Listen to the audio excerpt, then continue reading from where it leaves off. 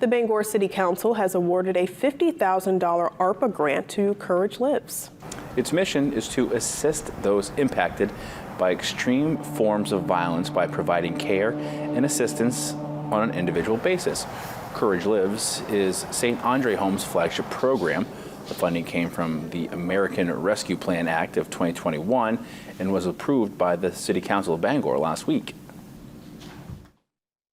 So St. Andre Home is a very long-standing organization in Maine, originally founded in 1940, serving women, children, and families in a variety of ways.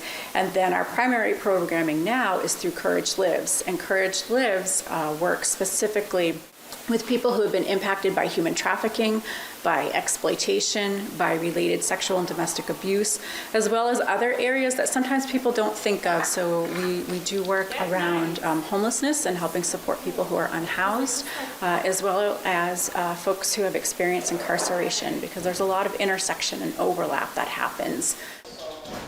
With the funding, the St. Andre Home will continue providing the resources and support that it has been.